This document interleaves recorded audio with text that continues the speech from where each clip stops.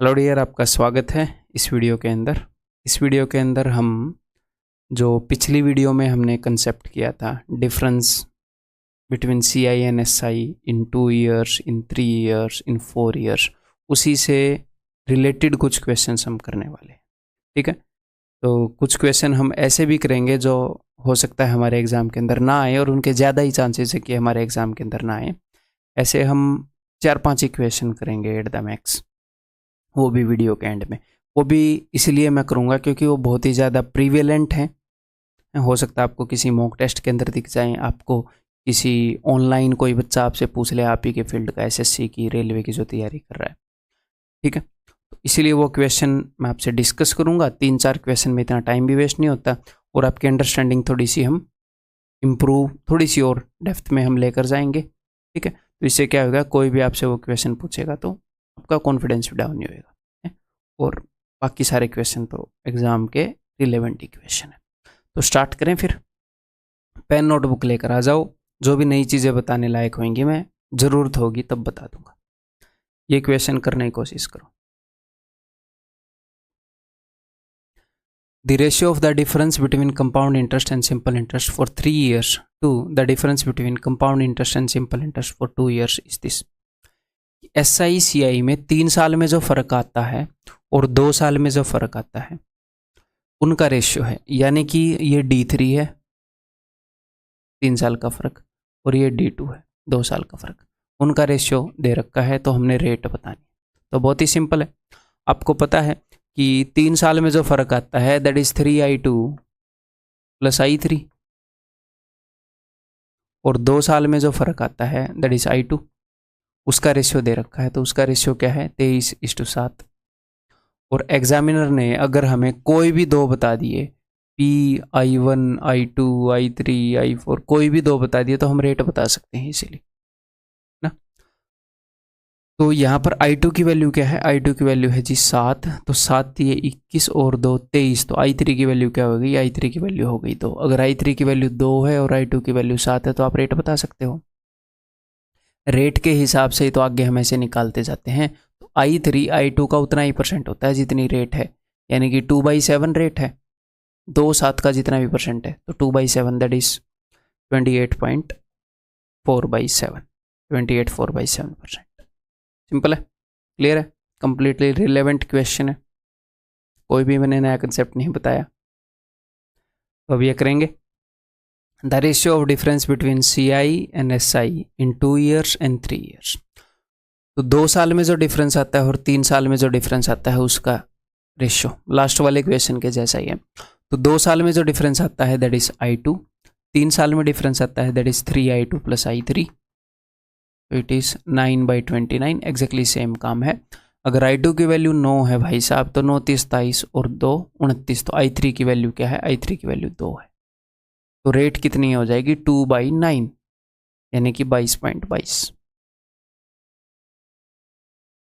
ठीक है, ये बताओ,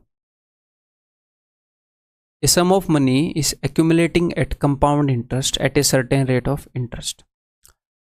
If simple interest instead of compound interest were reckoned, अगर compound interest की जगह simple interest reckon किया जाता, reckon मतलब कि measure किया जाता, या मतलब simple interest दिया जाता, the interest for the first 2 years would be diminished by ₹70। तो पहले 2 साल में जो इंटरेस्ट है वो 70 रुपये कम हो जाता। तो ये क्या कह रहा है कि अगर कंपाउंड इंटरेस्ट की जगह सिंपल इंटरेस्ट पर रुपए देते तो पहले 2 साल में इतने रुपए कम मिलते। तो अगर CI की जगह SI दोगे तो इतने रुपए कम मिल रहे हैं, तो ये डिफरेंस ही हो गया ना SI CI का। और 2 साल की बात कर रहा है, 2 साल में, तो ये 2 साल का डिफरेंस हो गया।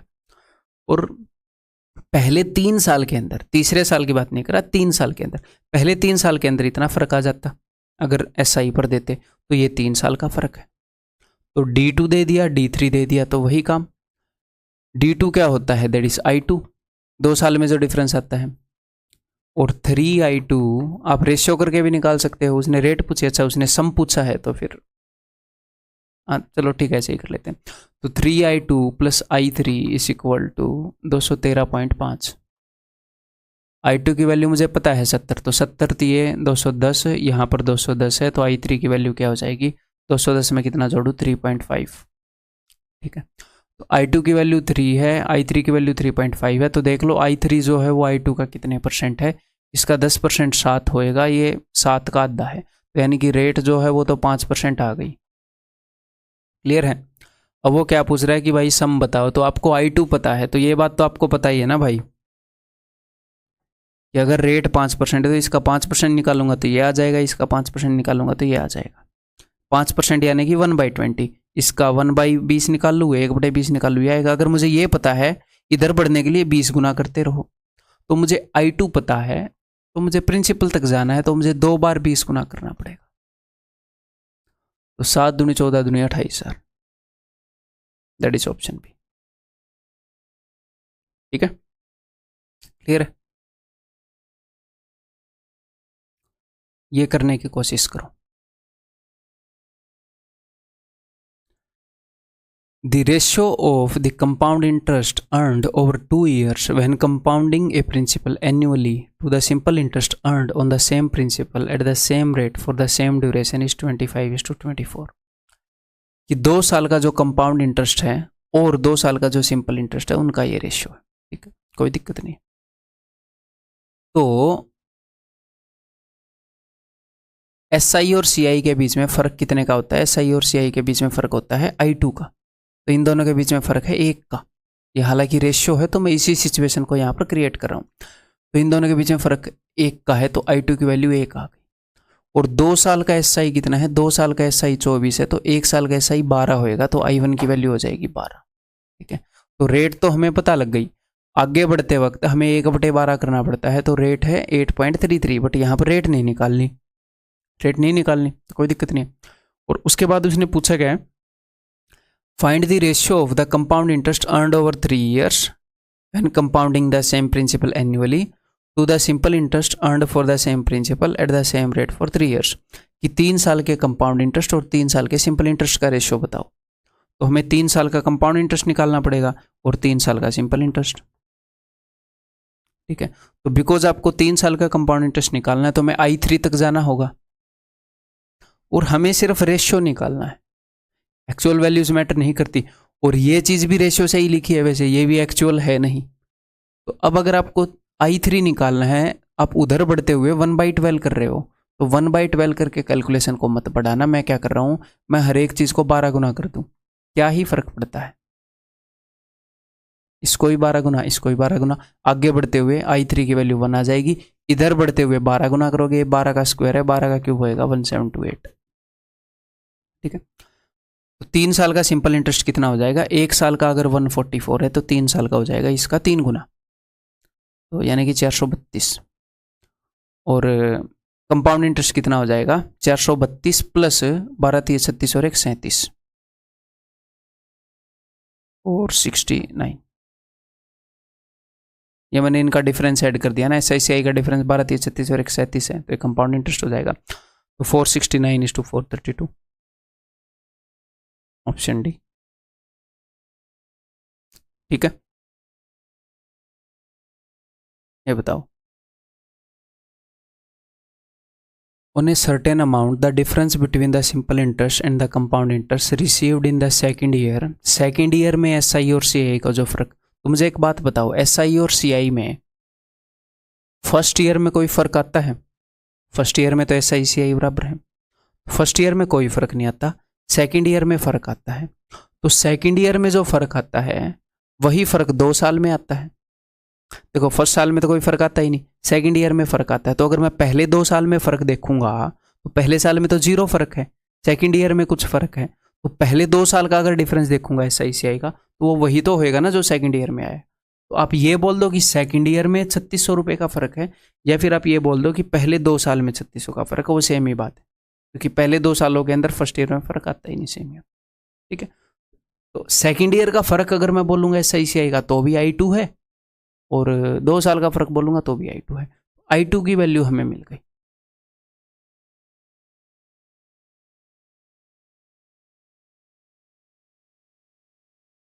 अगर आप ऐसे I2 I3 इनको अच्छे से पढ़ोगे तो एग्जाम निकलेगा, फिर I20 भी ले पाओगे। ठीक है, सॉरी फॉर लेम जॉब।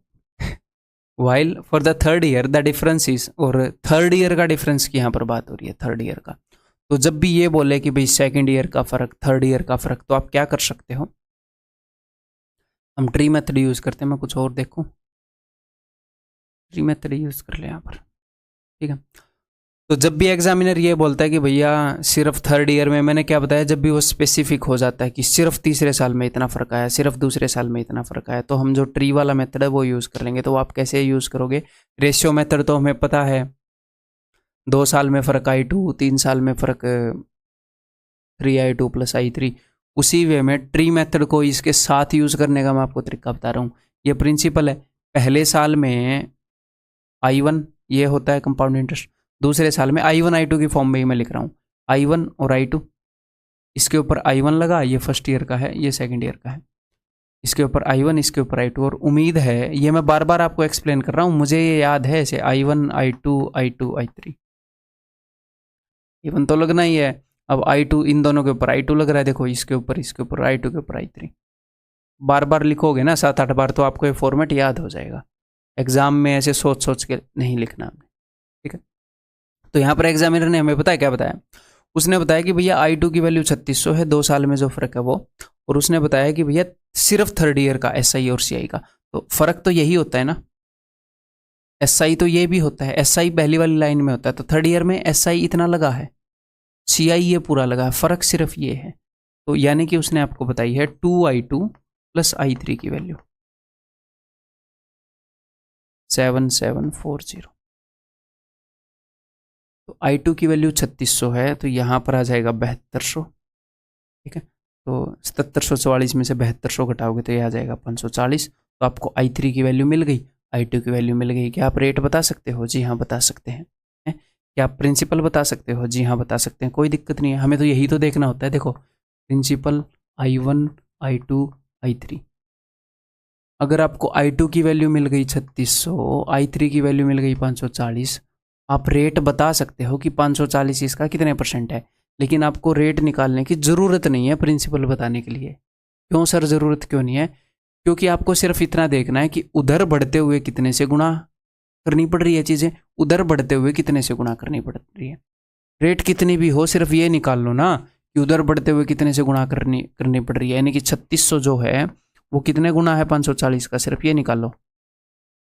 18 दूनी 36, 18 3 54, 20/3। उधर बढ़ते हुए हर एक स्टेप के लिए 20/3। अब I2 से प्रिंसिपल पर जाना है तो 2 बार 20/3 करना होगा,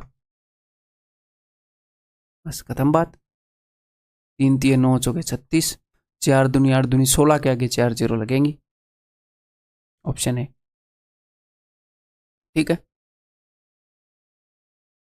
उम्मीद है कि आप समझ रहे होंगे। Difference between simple interest and compound interest for second year is ₹12। Second year के लिए फ़र्क 12 है, या फिर आप ये बोल दो 2 साल का फ़र्क 12, सेम ही बात है। And simple interest for first year is ₹80। पहले साल के लिए सिंपल इंटरेस्ट 80 है, यानी कि I1 = 80 एंड I2 = 12। अगर इसी से बात बन जाएगी तो हम इसी से कर लेंगे, अदरवाइज ट्री बना लेंगे। ओके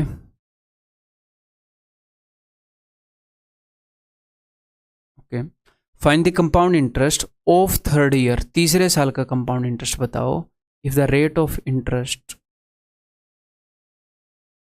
रेशियो फॉर 3 ईयर्स, 3 साल की रेट ऑफ इंटरेस्ट का रेशियो, यानी कि फर्स्ट साल की रेट, सेकंड साल की रेट, तीसरे साल की रेट का रेशियो। तो यहाँ पर तो हम ट्री ही बना लेंगे भाई साहब, है ना, ट्री ही बना लेंगे। फर्स्ट साल की, सेकंड साल की, थर्ड ईयर की जो रेट है वो अलग अलग है, तो ट्री बना के ईजिली हो जाएगा बिना ज़्यादा दिमाग लगाए, ठीक है। तो देखो ये प्रिंसिपल है, फर्स्ट साल की जो भी रेट है, प्रिंसिपल पे अगर आप I1 कैलकुलेट करोगे तो यहाँ पर जो रेट यूज़ होएगी वो यूज़ होएगी फर्स्ट ईयर की। जब I1 से I2 कैलकुलेट करोगे तो ये यूज़ होएगी सेकंड ईयर की रेट, ठीक है। I2 से I3 कैलकुलेट करोगे तो यहाँ पर रेट यूज़ होएगी थर्ड ईयर की। जनरली रेट सेम होती है, लेकिन अगर रेट अलग अलग हो रही है, ये मैंने आपको बता दिया। तो यहाँ पर जो रेट यूज़ हो रही है वो सेकंड ईयर की रेट यूज़ हो रही है, और यहाँ पर रेट कितनी यूज़ हो रही है, इसका कितने % है, ये इसका 10% 8 है, 5% 4 है, 4 का 3 गुना, ये 15% है। सेकेंड ईयर की रेट 15% है, तो इस 3 की जगह पर 15% है भाई साहब। तो 3 पंजे 15, 4 पंजे 20, यहाँ पर 20 होएगा और 2 पंजे 10, यहाँ पर 10 होएगा। क्लियर है? ठीक है, अब मैं ट्री बना लेता हूँ।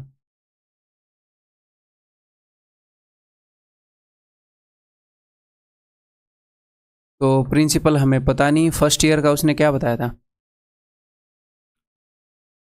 Difference between simple interest and compound interest for second year इस 12, फर्स्ट ईयर का उसने सिंपल इंटरेस्ट बताया था। तो फर्स्ट ईयर का सिंपल इंटरेस्ट और कंपाउंड इंटरेस्ट सेम ही होता है, वो 80 हो गया।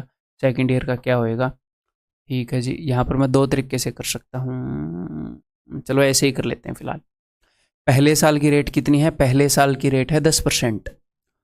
तो पहले साल का ब्याज कैलकुलेट करते हुए 10% लगी होगी, तो किस चीज़ का 10%? 80 है, 800 का। अगली बार 15% लगेगी, सेकेंड ईयर का ब्याज कैलकुलेट करते हुए 15% रेट लगेगी। तो 800 का 15% कितना हो जाएगा भाई? 1% है 8, 15 8 120। 80 का कितना हो जाएगा? 1 0 कम है तो 12। थर्ड ईयर का कैलकुलेट करोगे तो कितनी रेट लगेगी? तो 20% लगेगी। तो अब थर्ड ईयर का कैलकुलेट कर लो, इस पे इस पे इस पे इस पे, उनको जोड़ के बता दो थर्ड ईयर का ब्याज कितना है। उसने थर्ड ईयर का ही ब्याज पूछा है। या फिर एक काम करो, सबका 20% ही कैलकुलेट कर रहे हो ना, इसका भी 20, इसका भी, इसका भी, इसका भी, और आपको वही बताना है, तो एक काम करो ना, जोड़ के इकट्ठा ही कैलकुलेट कर लो। अलग अलग क्यों कैलकुलेट करना, यही तो बताना है, तो जोड़ लेते हैं। 180 और 120 200, 800 और 200 1000, 1012 का 20% निकालना है। 10% कितना है? 101.2, तो 20% कितना होगा? 202.4। ऑप्शन है। क्लियर है जी?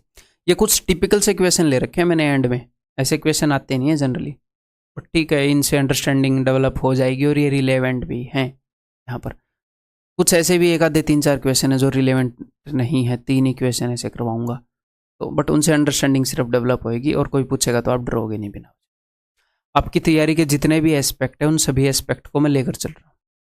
मुझे पता है क्या क्या स्टेजेस आती है, कहाँ कहाँ पर प्रॉब्लम फेस करते हैं बच्चे, और कौन सी चीज़ कितनी ज़रूरी है, वो सारी चीज़ें, तो उन सबको मैं लेकर चल रहा हूँ। ठीक है, एक भी एस्पेक्ट मैं छोड़ नहीं रहा हूँ। क्लियर है जी? ये बताओ, at what rate % compound interest per annum difference between 3 years compound interest and 3 years simple interest is ₹80 on a sum of 625। तो ये कह क्या रहे हैं, ये कह रहे हैं कितनी रेट पर 625 रुपये पर 3 साल का डिफरेंस 80 हो जाए। तो अब की बार इन्होंने रेट पूछी है। इससे पहले हमने कैसे इक्वेशन किए? प्रिंसिपल बता दिया, रेट बता दी कि भाई 3 साल में कितना फ़र्क होगा, ये रेट बता दी, और डिफरेंस बता दिया कि भाई प्रिंसिपल बताओ। अब की बार क्या हुआ, उसने रेट पूछ ली। ठीक है, तो ऐसे क्वेश्चन को, ये थोड़ा सा टिपिकल क्वेश्चन हो गया। अगर 2 साल का क्वेश्चन हो तो सिंपली हम क्या करते थे, 2 साल के डिफरेंस का हम ये देख लेते थे कि भैया I2/P अंडर रूट मार देते थे। लेकिन 3 साल में जो डिफरेंस है वो कितना है? 3 साल में डिफरेंस I3 थोड़ी होता है, I3/P करके क्यूब रूट मार दोगे। 3 साल में फर्क 3I2 + I3 है। इसका भी कंपोनेंट है, इसका भी कंपोनेंट है, तो उस तरीके से हम नहीं कर सकते। इस केस में मैं आपको 2 तरीके बताऊंगा। ठीक है, इस केस में हम नंबर 1 एक बहुत ही बढ़िया मेथड है ऑप्शंस को यूज करना। हमारा प्रिंसिपल इतना है ना भाई, प्रिंसिपल 625 है, तो जो भी हमारी रेट होएगी वो ऐसी होएगी। 3 साल के डिफरेंस की बात कर रहे हैं हम, 3 ईयर के, तो जो भी हमारी रेट होएगी वो ऐसी होएगी कि मान लो 10% है, 1/10 इसका फ्रैक्शन है, तो 10 से ये 3 बार भाग हो रहा होगा। अब आप बोलोगे सर ऐसा जरूरी थोड़ी है, पॉइंट में आंसर आ जाएगा। हाँ, अगर पॉइंट में आंसर होएगा तो ऐसा जरूरी नहीं है, लेकिन यहां पर पॉइंट में है नहीं ना आंसर, 80 है, तो इसको 10 से 3 बार डिवाइड होना पड़ेगा। अगर पॉइंट में होएगा तो भी मैं बताऊंगा आपको कैसे करना है। तो भैया ये 10% है ही नहीं, मतलब मैं क्या बोल रहा हूं, मैं बोल रहा हूं ऑप्शन चेक करने का। तो मैं पहले ऑप्शन को अगर चेक करूंगा तो चलो मैं आपको बता ही देता हूं डिटेल में। मैंने रेट मान ली 10%। ठीक है, तो I1 कितना हो गया 62.5, I2 कितना हो गया 6.25, I3 कितना हो गया 0.625। तो जो डिफरेंस है वो कितना होएगा, इसका 3 गुना जमा में ये, तो इसका 3 गुना जमा में ये करोगे तो उत्तर पॉइंट में आएगा कि नहीं आएगा? ये देखो पॉइंट के बाद 3 है, वहां पर 80 आ रहा है, कैसे भी 80 आ सकता है? नहीं आ सकता, कैसे भी नहीं आ सकता। अगर 10 इसको 3 बार डिवाइड नहीं करेगा तो वो बिना पॉइंट के नहीं आ सकता। ठीक है, तो एग्जामिनर बोल रहा है 80 का फर्क है, तो आप ये देखोगे कि 10 से 3 बार डिवाइड हो रहा है, नहीं ये तो पॉसिबल नहीं है। 20% रेट का मतलब है 1/5। 5 से 3 बार डिवाइड हो रहा है, यानी कि इसके अंदर 5 का क्यूब है ये 5 की पावर 4 है। सबसे पहले अगर हम ऑप्शन चेक करेंगे तो सेकंड वाला करेंगे। ठीक है, तो इसका 1/5 कितना है भाई साहब? 20% रेट के हिसाब से 125। इसका 1/5 कितना है? 25। इसका 1/5 कितना है? 1। सॉरी, इसका 1/5 कितना है? 5। तो जो डिफरेंस होएगा 3 साल में वो क्या आएगा? इसका 3 गुना प्लस ये 25 3 75 और 5 80 है। तो ठीक, कितना टाइम लगेगा आपको? आपको पता है कि 10 के क्यूब से तो डिवाइड नहीं हो रहा भाई, 10 से 3 बार डिवाइड नहीं हो रहा है, नहीं चेक करूंगा, अगला चेक करूंगा, 10 से 15 सेकंड के अंदर उत्तर आ जाएगा। तो एक तो ये अप्रोच है, बहुत ही बढ़िया अप्रोच है। ठीक है, एक दूसरी अप्रोच मैं यहाँ पर बताता हूँ। देखो,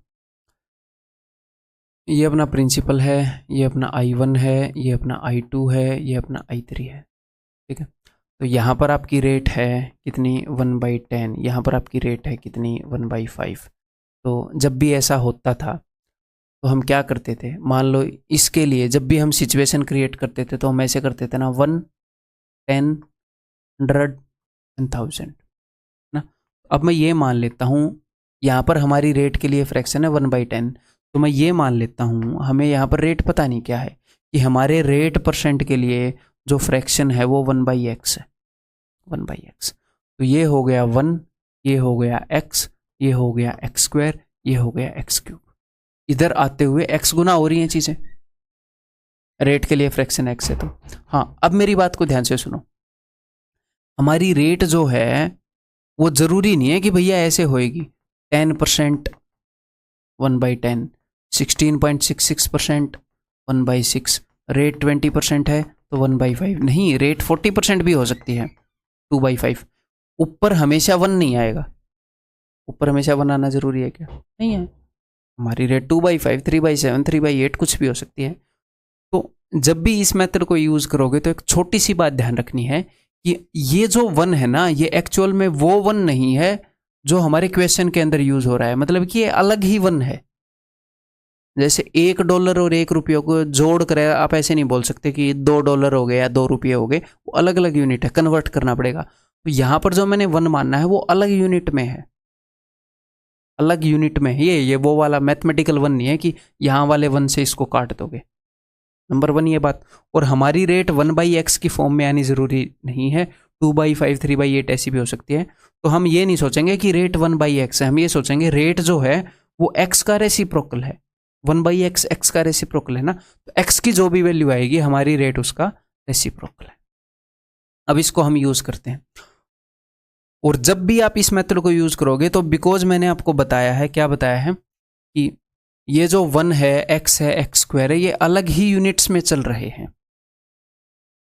ठीक है, तो जब भी इन चीजों को यूज करेंगे तो दो वैल्यूज का रेशियो लेकर ही हम यूज कर सकते हैं। ठीक है, जैसे मान लो $5 और $10 का अगर आप रेशियो लोगे तो डॉलर से डॉलर गया 1:2, तो 1:2 आ जाता है। फिर जो यूनिट है उसकी इंपॉर्टेंस खत्म हो जाती है, डॉलर से डॉलर कट जाता है, 1:2, है ना, क्लियर है? तो इसलिए हमें रेशियो में ही करना पड़ेगा। तो चलिए जी करते हैं। तो हमारे पास क्या क्या है? हमारे पास D3 है, 3 साल का जो डिफरेंस है D3, और हमारे पास प्रिंसिपल है। तो प्रिंसिपल कितना है इसके अकॉर्डिंग? प्रिंसिपल है x³, और 3 साल में डिफरेंस क्या होता है? 3I2 + I3, तो 3x + 1, 3x + 1 is equal to 80/625। हमने क्या करना है? हमने राइट हैंड साइड पर, बिकॉज यहाँ पर जो चीज़ें हैं ये रेशियो है और ये सिंपलेस्ट फॉर्म का रेशियो है, क्या लेफ्ट हैंड साइड पर चीज़ें और कट सकती हैं? नहीं कट सकती भाई साहब। तो आपने क्या करना है? यहाँ पर सिंपलेस्ट फॉर्म में इसको लेकर आना है। तो 5 से अगर मैं काटूंगा तो 16, और 5 से अगर मैं काटूंगा तो 125। ठीक है, तो यहाँ पर x की वैल्यू क्या आ गई? x³ की वैल्यू 125 है, तो x की वैल्यू आ गई 5, ठीक है। तो 5 3 15 और 1 16 आ रहा है, हाँ जी 16 आ रहा है, 5 3 15 और 1 16। जब भी वैल्यू जैसे मैच हो जाए, इसका मतलब अब ये जो 1 है ये इसी की फॉर्म में आ चुका है। अदरवाइज देखो यहाँ पर पहले चीजें 5 गुना थी, एक्चुअल जो सिचुएशन थी वो इससे 5 गुना थी, मैंने 5 से काटने के बाद कंपेयर किया, तो इसीलिए इस 1 को इसके साथ आप नहीं कंपेयर कर सकते नॉर्मली। उसको मैंने 5 से काटा, सिंपलेस्ट फॉर्म में लाया, तब मैंने देखा तो कि हाँ मामला ठीक है, x की वैल्यू 5 आ गई। सिर्फ डिनोमिनेटर देख के नहीं बता सकते, न्यूमरेटर भी कंपेयर करना पड़ेगा। तो जैसे ही x की वैल्यू 5 आ गई, हमारी रेट की जो फ्रैक्शन है वो x की रेसिप्रोकल है, तो हमारी रेट की फ्रैक्शन क्या है 1/5, यानी कि 20%। क्लियर, समझ में आ गई बात। तो इस मेथड को 100% क्लियर करने के लिए थोड़ा सा टाइम लगा था, अगली बार यूज करोगे तो कम टाइम लगेगा। यूज करके देख लो, दोनों मेथड यूज करो, पहले ऑप्शन वाला फिर वो वाला। Eight what rate % per annum compound interest, कि भैया 3 साल में SI और CI का डिफरेंस 1500 हो गया, इतने रुपए पर, बताओ रेट क्या है। तो ठीक है, इतने रुपए पर मुझे पता है कि प्रिंसिपल इतना है, तो मैं सबसे पहले ऑप्शंस चेक कर रहा हूं। तो जो मेरी रेट होएगी 10% के लिए, फ्रैक्शन 1/10 है, क्या 10 से आप इसको 3 बार काट सकते हो? एक बार तो काट सकते हो, 1 0 है, नहीं होगी भाई ये, ठीक है। नहीं कट रहा फिर वो पॉइंट में आएगा, 1500 थोड़ी आएगा फिर वो। 20% का मतलब है 1/5। क्या आप इसको 5 से 3 बार काट सकते हो? कहाँ काट सकते हैं, एक ही 0 है इसके अंदर, एक बार ही काट पाएंगे, उसके बाद काट नहीं पाएंगे, नहीं काट सकते भाई 5 से, ठीक है। 12% यानी कि 1/8, क्या आप इसको 8 से 3 बार काट सकते हो? शायद ये कट जाए, इसको चेक करूंगा और उसके बाद अगले को देखेंगे चेक करना पड़ेगा कि नहीं, ठीक है। I1 तो 8 से मैं काट रहा हूँ, 8 3 24, 8 8 64, 8 चौके 32। I2 आएगा इसका 1/8, 8 चौके 32, 8 8 64। I3 8 छके 48, ठीक है। तो 3 साल में फ़र्क क्या होता है, इसका 3 गुना, तो इसका 3 गुना हो गया 1440 प्लस 60, वो तो 1500 हो गया, वैल्यू सेटिस्फाई कर गई, यही उत्तर है जी। तो ऑप्शन कैसे चेक करने हैं पता चल गया। अब उस मेथड से कर लें, अगर आप उस मेथड से करोगे तो प्रिंसिपल I1 I2 I3 ये मैंने मान लिया 1x x² x³, ठीक है। तो 3 साल का डिफरेंस बटे में प्रिंसिपल, हमेशा रेशियो निकालेंगे इस फॉर्मेट से क्वेश्चन को करेंगे तो 3 साल का डिफरेंस है 3x + 1, प्रिंसिपल है जी x³, वहाँ पर यही चीज़ें हैं 1500, और इनको सिंपलेस्ट फॉर्म में लेकर आओ। अब 2 से आ गया 125, 1536 और भी कटेगा, मतलब ये है, किससे कटेगा ये, ठीक क्या है ना, मैंने 5 2 7 और 1 8, तो वो तो सिर्फ 5 से कट रहा है, फिर ये 1536 x³, ये तो किसी चीज़ का क्यूब आ नहीं रहा अभी।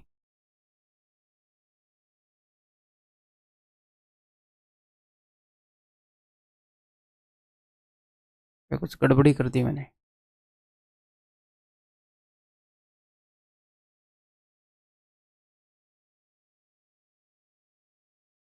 तीन साल में डिफरेंस 1500 हो गया, ठीक है, 30,720 पर हो गया, ठीक है। अगर मैं 2 से काटूंगा तो मैंने 150 को काट दिया 125 पर,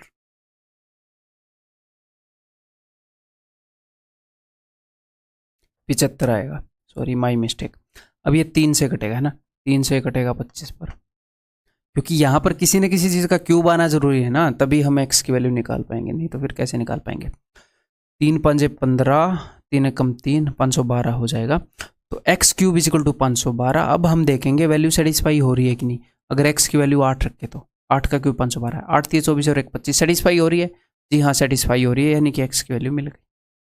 तो हमारी रेट क्या हो जाएगी 1/8, x की रेसिप्रोकल 12.5, ठीक है। अब आपके दिमाग में ये आएगा, सर आप बोल रहे हो कि रेट हमेशा ऐसे नहीं होती 1/8 1/10, है ना, और ये बिल्कुल सही बात भी है। अगर रेट 2/7 हुई तो x की वैल्यू तो 7/2 आएगी, है ना, क्योंकि हमारी रेट के लिए जो फ्रैक्शन है वो x की रेसिप्रोकल है, हमारी रेट 1/x है।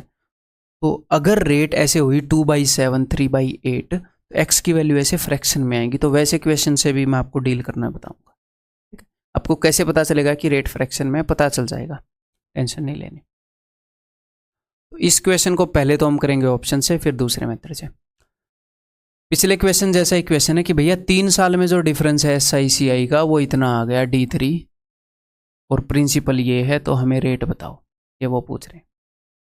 ठीक है, पहले तो मैं यूज करूंगा ऑप्शंस। अगर प्रिंसिपल 2500 है, अगर मान लो रेट 10% है, तो फ्रैक्शन 1/10 है, तो 10 से क्या ये 3 बार डिवाइड हो रहा है? नहीं हो रहा, 2 ही जीरो है, तो ये तो नहीं होएगी। क्यों? क्योंकि उत्तर वो पॉइंटों में है नहीं वो। ठीक है, 20% का मतलब है जी 1/5, तो क्या 5 से 3 बार डिवाइड हो रहा है? तो इस ऑप्शन को चेक करना पड़ेगा, ऑप्शन से करेंगे तो। इसका 1/5 500, इसका 1/5 100, इसका 1/5 20, तो डिफरेंस क्या आ जाएगा? 3i2 + i3, इसका 3 गुना प्लस 20, 320। 320 है नहीं, इससे तो कहीं ज़्यादा है, तो रेट 20% से बड़ी होगी। यहाँ पर ऑप्शन क्या है? यहाँ पर 2/7, क्या 7 से 3 बार डिवाइड हो रहा है? नहीं हो रहा, 2507 से, इसको नहीं करेंगे चेक। वहाँ पर ऑप्शन क्या है? 40, यानी कि 2/5, क्या 5 से 3 बार डिवाइड हो रहा है? जी हाँ, डेफिनेटली हो रहा है। तो अब की बार भाई दूसरे ऑप्शन को चेक कर लेते हैं। इसका 2/5 1000, इसका 2/5 400, इसका 2/5 160। डिफरेंस कितना आएगा? इसका 3 गुना 1200 प्लस 160 1360। बिल्कुल ठीक है, यही उत्तर है। तो समझ में आ गई। यहाँ पर ऑप्शन को मैंने जानबूझ के चौथे पर रखा। आपके दिमाग में आएगा कि कभी कभी ऑप्शन चौथे पर हुआ तो भी आप पहुंच जाओगे, डिसेंट टाइम में पहुंच जाओगे उत्तर तक। ठीक है, तो एक तो ये तरीका हो गया। और अब की बार रेट 2/5 है, यानी कि x की वैल्यू 5/2 आने वाली है। तो उस तरीके से कैसे करेंगे सर? तो ये देखो, principal I1 I2 I3 1x x² x³। तो हम ऐसे मेथड से हमेशा दो क्वांटिटीज़ का रेशियो जब कंपेयर करेंगे तो ही इसको यूज़ कर सकते हैं। तो 3 साल का फ़र्क है 3x + 1 और principal we have is x³। आप इसको याद रखें, एग्जाम में ऐसे लिखें, आपकी मर्जी है।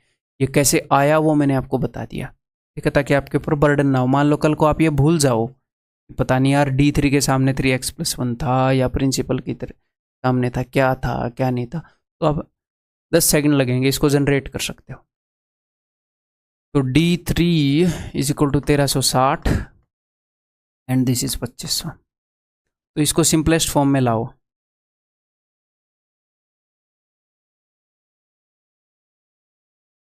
ठीक है, x³ = 125। तो यहाँ पर x की वैल्यू मिल गई 5, 5 का क्यूब है, तो 5 × 15 और 1 16। सेटिस्फाई हुई?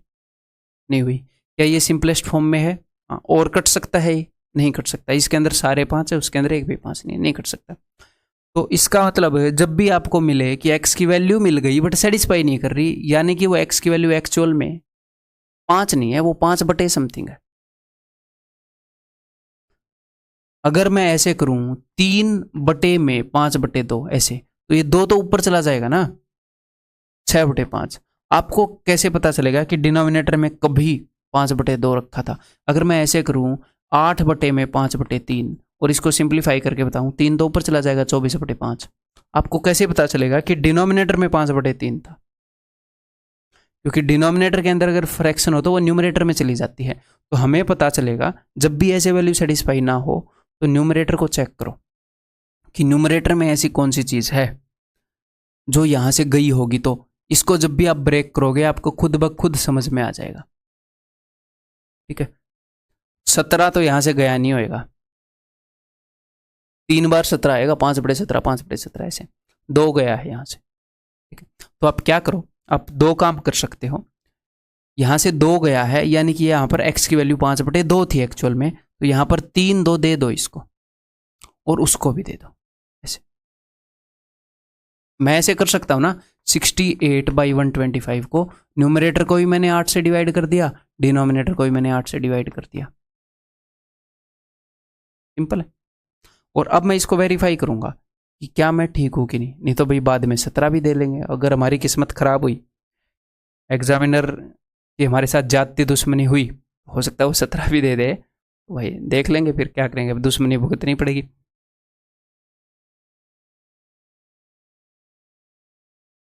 तो देखो अब आप कैसे चेक करोगे, तो यहाँ से x की वैल्यू क्या आ गई, x की वैल्यू 5/2 आ गई। अब आप ऊपर रख के देखोगे तो ये हो गया 4 दूनी 8, 4 17, 17/2। x की वैल्यू 5/2 रखने से 17/2 आ रहा है कि नहीं, तो 5/2 रखोगे, 5 दिए 15/2 प्लस 1 जो कि 17/2 होता है, यानी कि x की सही वैल्यू मिल चुकी है। x की वैल्यू 5/2 है तो हमारी रेट वाली फ्रैक्शन इससे उल्टी होती है 1/x, यानी कि रेट वाली फ्रैक्शन 2/5 है, यानी कि रेट 40% है। ठीक है, 2/5 इंटू 100, रेट इज 40%। क्लियर है?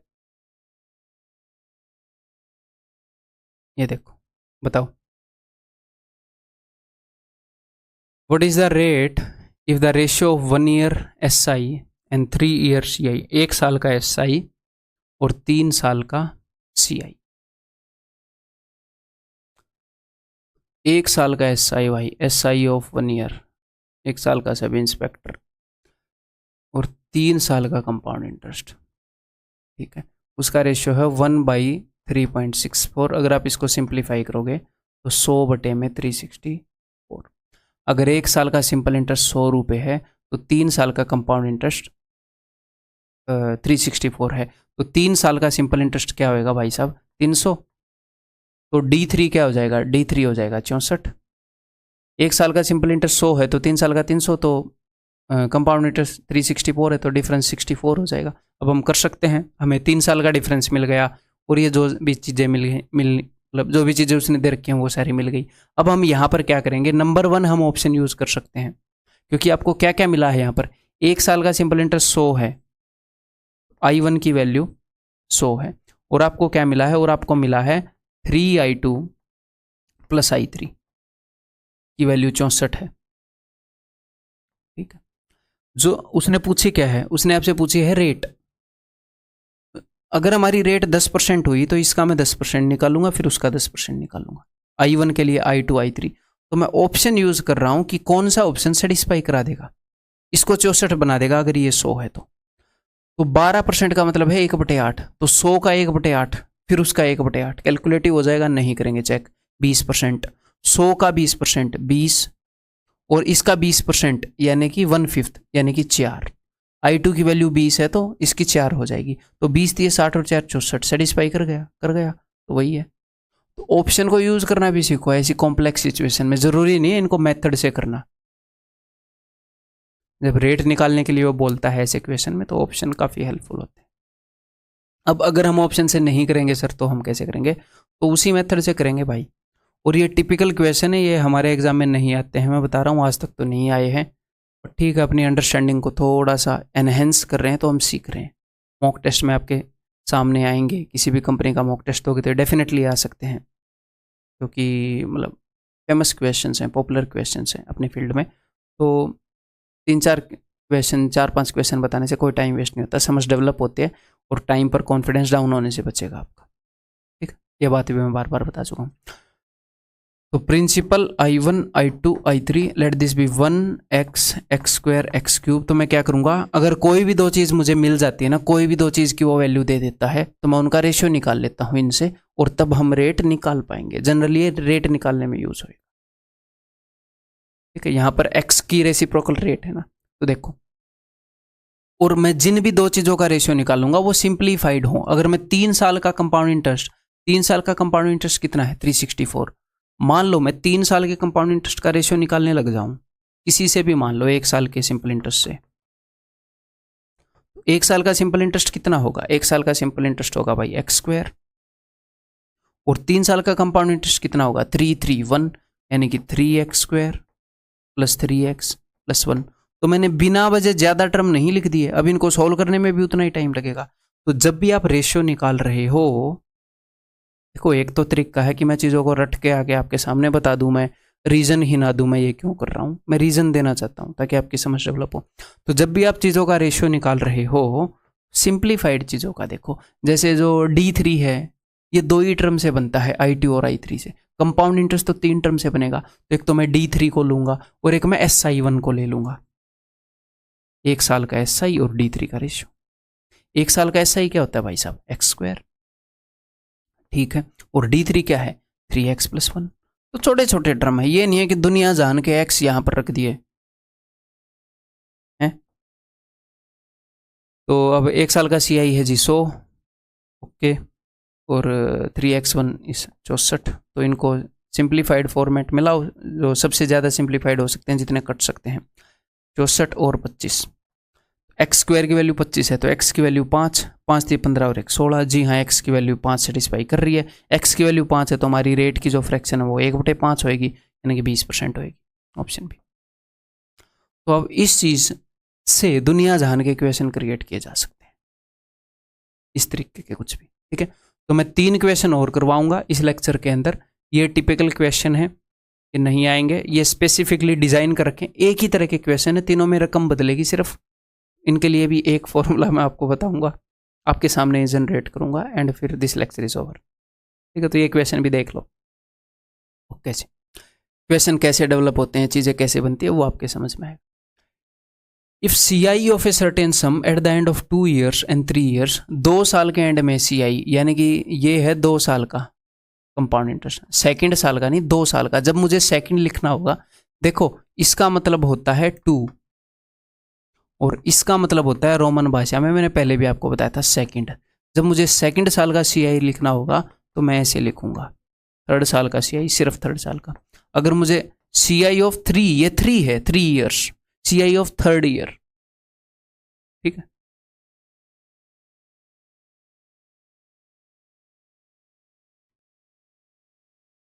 तो ये 2 साल का CI है और ये 3 साल का CI है,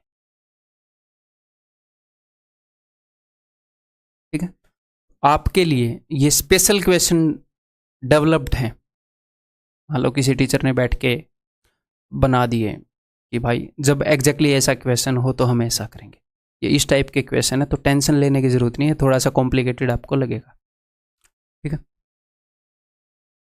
तो करते हैं जी, प्रिंसिपल I1, यहाँ पर उसने रेट ही पूछी है ना, I2 I3, ये मैंने 1 मान लिया, ये x है, ये x स्क्वायर है और ये x क्यूब है, ठीक है। तो अगर मैं यहाँ पर CI2 और CI3 का रेशियो निकाल दूँ, क्वेश्चन तो भी हो जाएगा, ऐसी बात नहीं है। CI2 2 साल का सिंपल इंटरेस्ट क्या होता है, 2I1 I2, 2:1 रेशियो होता है, तो 2x स्क्वायर प्लस x। 3 साल का कंपाउंड इंटरेस्ट क्या होएगा, सिंपल नहीं सॉरी, कंपाउंड इंटरेस्ट 2 साल का, 3 का होएगा 3x square plus 3x plus 1 is equal to, और ये नहीं है कि इक्वेशन सोल्व नहीं होएगा, इक्वेशन सोल्व हो जाएगा, रेट आ जाएगी, बट ये काफ़ी कॉम्प्लिकेटेड वे हो जाएगा इस क्वेश्चन को सोल्व करने का। तो मैंने आपको क्या बताया है, जब भी हम रेशियो निकाल रहे होते हैं तो हम ये कोशिश करते हैं कि इनके अंदर टर्म्स कम से कम आए। यहाँ पर तो 2 टर्म आ गए, यहाँ पर 3 आ गए, 1 आए या 2 आए मिनिमम, तो उसके लिए मैं क्या करूँगा, अब मुझे यहाँ पर फॉर्मूला डेवलप ही करना पड़ेगा, नहीं तो ये थोड़ा सा लेंदी हो जाएगा, ठीक है। तो फॉर्मूला डेवलप करके दिखाता हूँ मैं आपके सामने ही आपको। तो मैं ये कर रहा हूँ, मैं CI ऑफ 2 years लूँगा और मैं CI ऑफ थर्ड ईयर लूँगा, तीसरे साल का CI, ठीक है। तो जब मैं CI ऑफ 2 years ले रहा हूँ तो 2 साल का CI क्या होएगा, 2 times of I1 plus I2, 2:1 ratio होता है, 2I1 I2, तो 2x स्क्वायर प्लस x। और तीसरे साल का, ये 3 साल का CI नहीं है, तीसरे साल का, तो तीसरे साल का CI कैसे आएगा, अगर आप 3 साल के CI में से घटा दोगे 2 साल का CI, तो थर्ड ईयर का CI आ जाएगा। भैया पहले पूरे 3 साल का कंपाउंड इंटरेस्ट है, उसमें से 2 साल का घटा दो, सिर्फ तीसरे साल का रह जाएगा, तो 3 साल के कंपाउंड इंटरेस्ट में से 2 साल का घटा दोगे। उसके लिए तो CI2 2 साल का कंपाउंड इंटरेस्ट हमें निकालना होता है, तो हम लिखते हैं 2I1 प्लस I2, 2:1 रेशियो, आपको ध्यान है 2:1। अगर मुझे 3 साल का कंपाउंड इंटरेस्ट निकालना है तो हम लिखते हैं क्या, 3:3:1, 3I1 plus 3I2 plus I3। अगर आपको सिर्फ तीसरे साल का निकालना है CI, तो सर ये रेशियो क्या होएगा, तो मैं आपको रटवाऊंगा नहीं, हालांकि आप रट सकते हो, तो मैं आपको दोनों चीज़ें ही बता दूंगा। मैं आपको पहले निकाल के बताऊंगा, सिर्फ तीसरे साल का निकालना है, तो तीसरे साल का CI क्या होता है, तीनों सालों के CI में से 2 साल का CI घटाना। 3 साल का CI आता है 3:3:1 और 2 साल का CI आता है 2:1, तो ये घटा दो, 3 में से 2 गए 1, 3 में से 1 गए 2, ये तो एक ही है, यहाँ पर 0 है। और आपको ये बात तो बताइए कि पहले वाला I1 होता है, दूसरे वाला I2 और तीसरे वाला I3। तो 1I1 2I2 एंड 1I3 1 2 1, या फिर समझ में आ गई बात? क्लियर है? अब मैं ये बोल सकता हूँ कि जब आप तीसरे साल का निकालोगे तो 11 का स्क्वायर 121 होता है। जब आप CI ऑफ फोर्थ ईयर निकालोगे तो 11 का cube 1331, 1I1 3I2 3I3 1I4। But इतनी ज़रूरत नहीं है, ठीक है? ऐसे तो पता नहीं क्या क्या चीज़ें सिखा देंगे आपको। क्लियर है? ये बात समझ में आ गई? तो CI of third year is this. तीसरे साल का निकालना तो 11 की सेकंड पावर कर दो, ऐसे भी याद रख सकते हो या फिर ऐसे घटा के कर लो। तो CI ऑफ थर्ड ईयर क्या है भाई?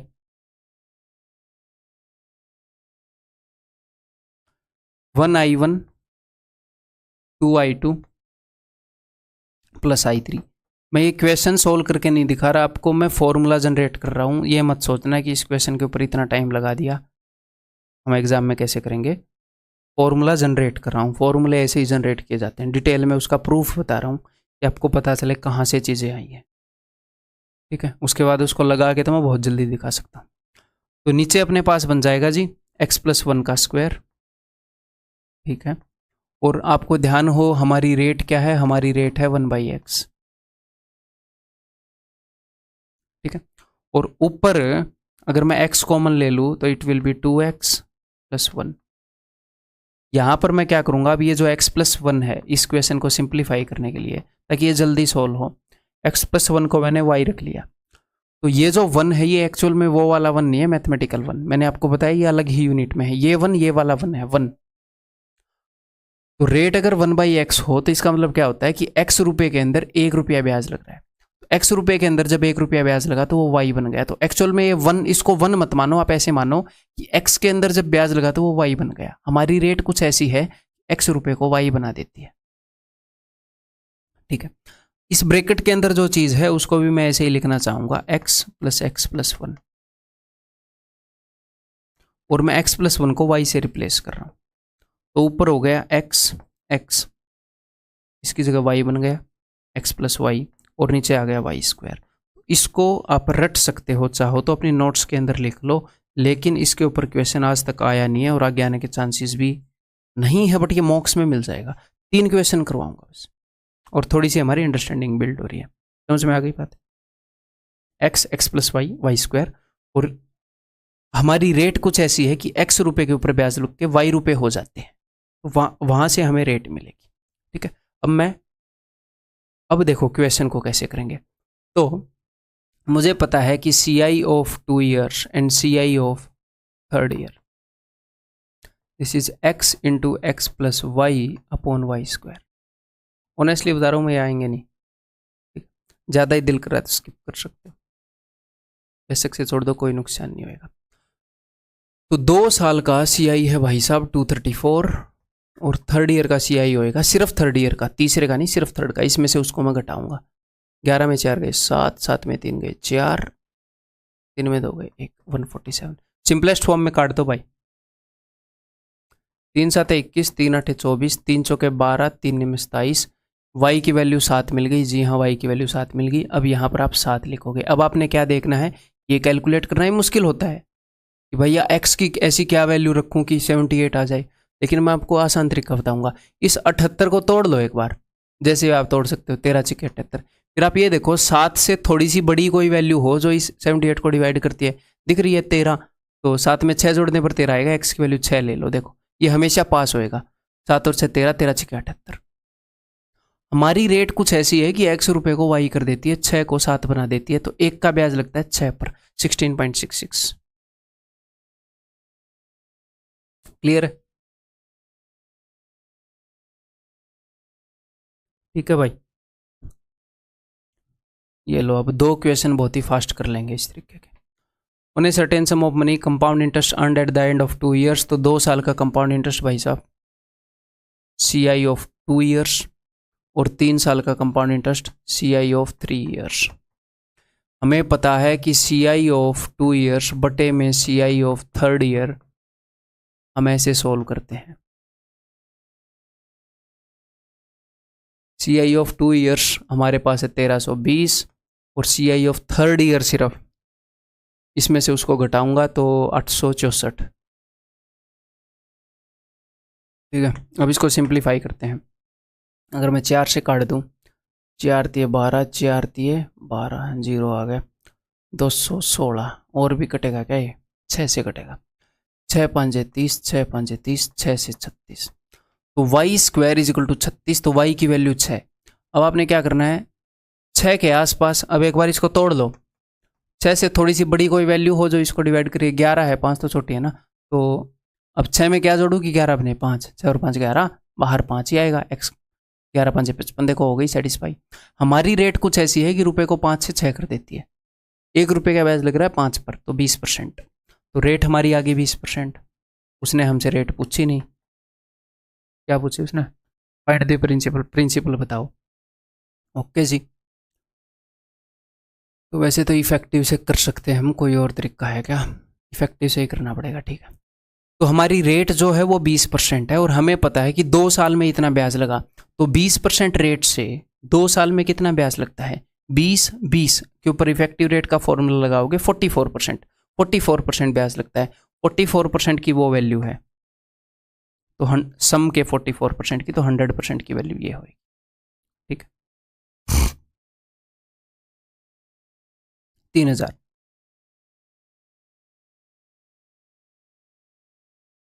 ठीक, एक और क्वेश्चन है भाई ऐसा ही, उसके बाद लेक्चर खत्म। ठीक है, 3 टिपिकल क्वेश्चन एंड में रखे मैंने।